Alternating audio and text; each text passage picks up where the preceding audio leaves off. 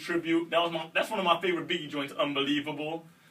And you got to get into some of the classics later on, Absurd. Some more of the classics, you know? Well, WKMJ 90.3 FM livestream.com/EAR2 the streets every Monday night, 9 to midnight. We have a very special guest in the house.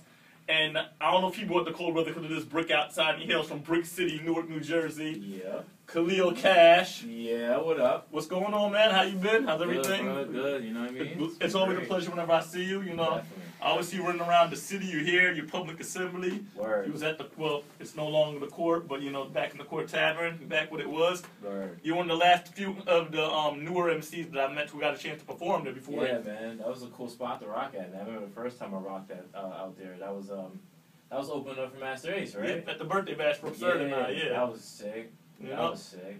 And you're a prime example, and well, I'm going to say this not to put anyone on the spot or blow anybody up, but I remember when I told you, you were like, and I said, I'd like for you to rock 2 joints, because you were like, can I rock some more? I'm like, I would, but Absurd and I had such a long lineup. You were like, all right, it's cool. And this goes to show, it doesn't matter how much you rock, it's how good you rock, and you were still able to flip CDs. Word up. He was still able to flip CDs. Yeah, I did flip, yeah, exactly. The point I'm trying to make here is that everyone feels that if they rock like an hour set, if you're really hot, you could do one song, and that's when the crowd, you know you're hot, and the crowd wants you to come back on stage. You can rock an hour set and be boring. Yeah, exactly. But getting back to this game, I know you have the new album, Kingdom, getting ready to come out in late spring, early summer. Yep. How is this different from the last album, Exit Method? It's definitely different in content. I would definitely say that. I mean, it's most likely going to be very different in sound too. I wouldn't say different as far as getting away from, you know, that hardcore straight up hip hop, because it's going to be hip hop. You know what I mean, no matter what. But you know, I don't want to give away too many things, but it's definitely going to be a different experience. At least I would hope so anyway. But you know, I'm not trying to really force any new different sound. I'm just being me. You know what I mean? Being me as who I am right now. You know what I mean? Because your trend of music and your style and your sound, it's very it's up to date, and it's still underground. But you're not with the traditional backpacker. You are. I hate to use the term backpacker, but you know how a lot of times guys when they're coming up on the underground, it's more of that real underground boom bapish sound. You still keep it that way, but you're still able to update yourself. We still have guys that's 2012 and guys that are still rhyming like we back in 1998. A lot of these, it's not that their music sounds bad, but it's like a lot of these guys. You ask them, well, how old are you? They're like, they're 20. Like you was born in 1992. Like what do you know about? Not that you won't know anything. That's wrong. I shouldn't say, but at least you still have to move with the times. Exactly.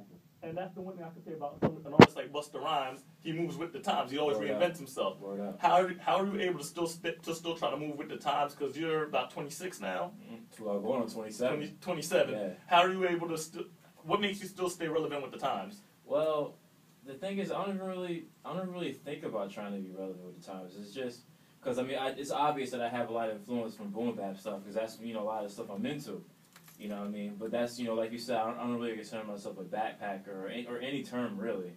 It's just I take influence from the old school and apply it to just something that I want to make, whatever it is. You know what I mean? Just something new. Okay. So I noticed on your last album you didn't have many guest appearances other than I believe it was just members of OISD and Top Dollar Raz.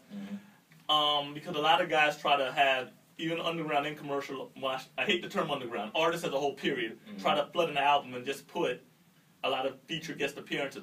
How come you decided not to do so much of that? That's because not even from paying not even the process of paying artists. That's a whole other discussion. But just in general. But in general, like why didn't you? How come you were like, you know what, I'm not gonna have so many features and stuff. I'm gonna just try to keep it me. Why did you? You know, because I mean.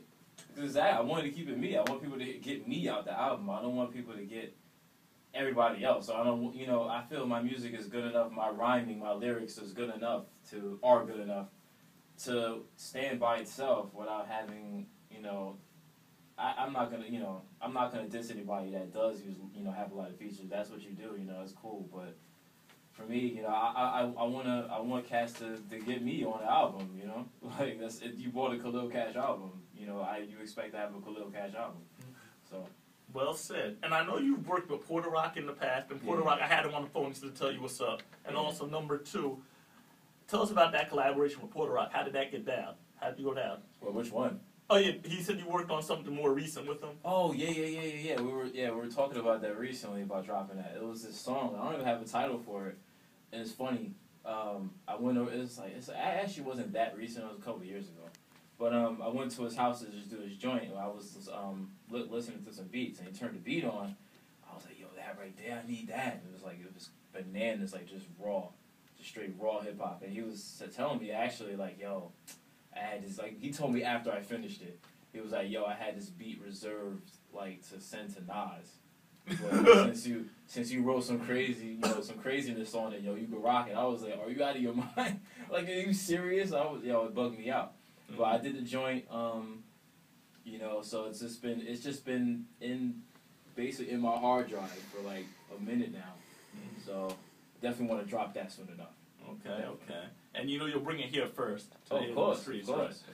Are there any producers out there you would like to work with in the future? As far as like famous cats, or it could be famous. We'll say. Famous. And you think that you might want to work with? Just Blaze. Okay. Just Blaze. Like if I was aiming for the stars, like Just Blaze. But, and you mentioned aiming for the stars. You are supposed to shoot for the stars. I don't care. Word up. Like there's this thing. I might be laying in the gutter, but I'm shooting for the stars. That's what it's supposed to be. Word up. And you're from Brick City, so you keep a gutter all day. Of course. Yo. Well, I'd like to get into a joint from you. I know we've been spinning your joint, DeLorean, which is gonna be on. It's gonna be on Kingdom. That's the first single. That's the first single off of Kingdom. When are you shooting the video? I'm not exactly sure yet exactly when, but I was thinking trying to talk to some directors and going over some treatment ideas. So I'm not exactly sure when. Okay. Soon enough, though. Soon enough, because I love making cameo appearances in videos. Many people can say they've seen me in the hood. Everybody's like, yo. Should have been a bang video, though. I was gonna make it that day, and I called you, and I was like, yo. I woke up too late, man, because I was working nights at the time. Oh, word. Yeah, So it is. You know how that goes. I know exactly how that goes. 90.3 FM, WKNJLivestream.com/EAR2, The Streets, every Monday night, 9 to midnight. We'll be back with Kalil Kash in a little bit. We're about to get into his drop, playing his single DeLorean. Let go.